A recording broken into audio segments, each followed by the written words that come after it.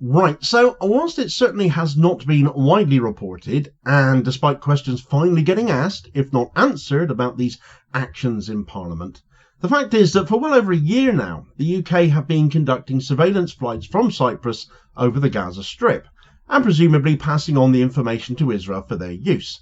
In fact, we know they've been doing this because flight logs, both public and military, have to be made public, and these can also be tracked using sites such as Radarbox, even if the general direction the plane is travelling in happens to switch its transponder off en route.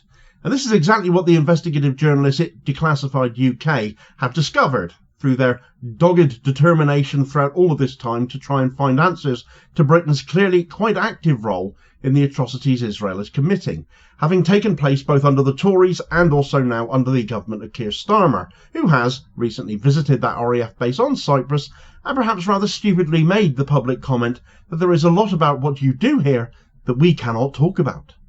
But of course now there is a ceasefire in place, and these flights should therefore have ceased. But guess what? They haven't. And the specific dates flights are continuing to be flown by the UK towards Gaza demand answers now for what we are actually still complicit in.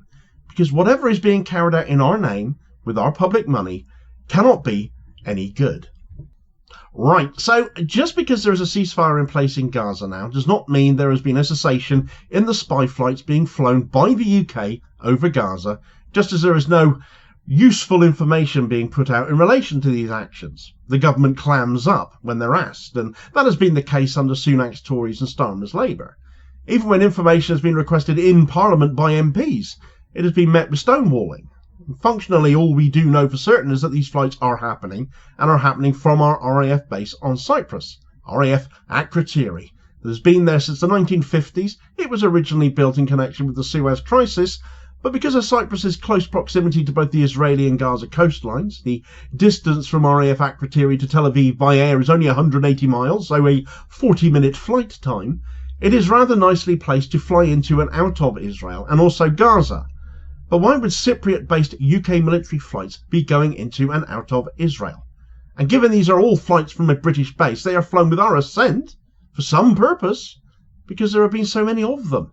And with no information being given as to what we are doing, more and more it seems obvious to conclude that the UK government are not just passive supporters in the genocide of Gaza, but active participants, because we're performing a role here. So how do we know they are spy flights? These are spy flights that are flying then, Damo. Well, thanks to Declassified UK, who have used sites like Radarbox to track flights leaving RAF Akrotiri, and knowing that flight logs must be public knowledge so as to avoid air traffic collisions and that sort of thing. We know the types of planes leaving, who they belong to, and what purpose they serve. And when the log comes up that a given flight from RAF Akrotiri just happens to be a Royal Air Force Shadow R1 plane, then the only purpose that plane has is in intelligence gathering. So when I say there is no information coming from the Ministry of Defence, they will certainly confirm the obvious, the claim from them also being that the flights are there to do with hostage rescue, though. There's a but there, though.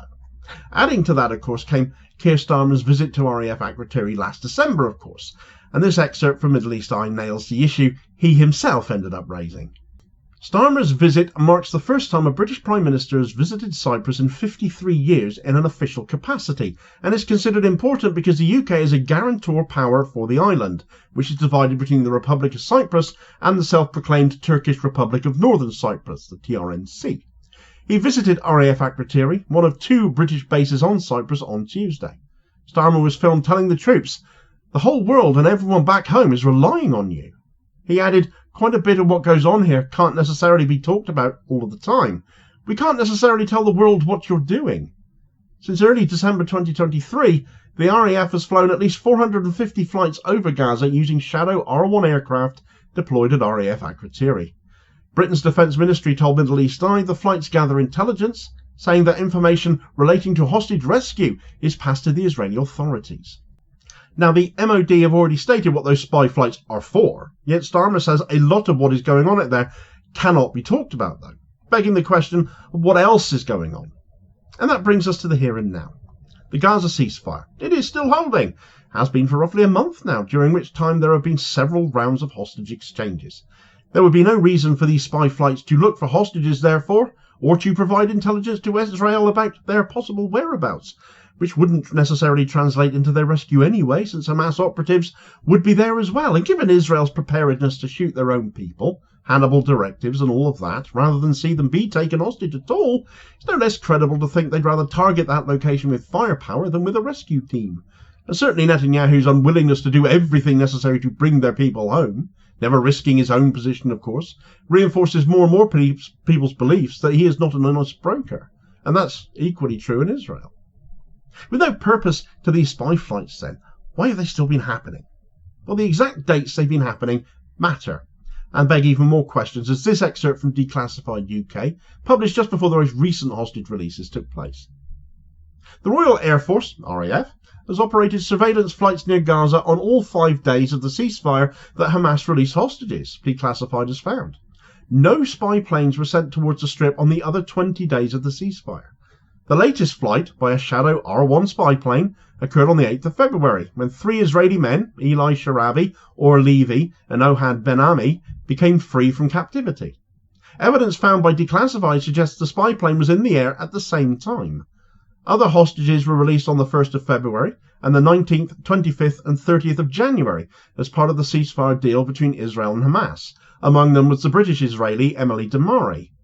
RAF aircraft are also in the air when these hostages were released, data indicates. The planes take off from Britain's airbase on Cyprus, RAF Akrotiri, and head in the direction of Gaza, when they turn their transponders off. Prior to the ceasefire, such flights were an almost daily occurrence, with the UK government claiming they were helping Israel find hostages. So the obvious conclusion is that despite a ceasefire being in place, the UK is still spying on Hamas movements in relation to hostage releases, and it seems obvious that that information would then be passed on to Israel.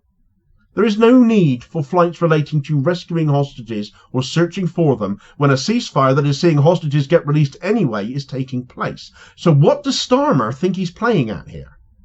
Well, in fact, he might be jeopardising the ceasefire entirely through RAF actions, or at the very least the spirit of it.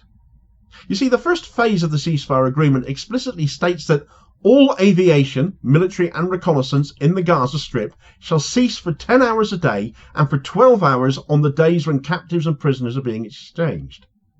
The reason for this was to give Palestinians some relief and respite from airstrikes, and to also give reassurances that no intelligence would be collected on hostage movements and locations should the ceasefire collapse, and yet it is on those specific days that the RAF are still flying over Gaza. And if the ceasefire collapses and Israel's managed to make further brutal assaults, we've not just aided and abetted Israel in that potentially, but done so during a period of peacetime. And therefore we sure as hell deserve to know what is being done in our name by a government so many of us here in the UK already hate, already don't trust, are sickened by their avowedly and unapologetic Zionism. And when the dust finally settles, could leave the UK found guilty of war crimes itself. And you know what? I'd be okay with that, as long as it is the politicians who have ordered these actions who end up in The Hague, and not avoid responsibility for their actions, as has happened on far too many times and occasions before. Frankly, with the way Starmer's polling has collapsed, it's a bit difficult to see how he could possibly make matters much worse for himself, even if he is caught with his proverbial pants down with these spy flights.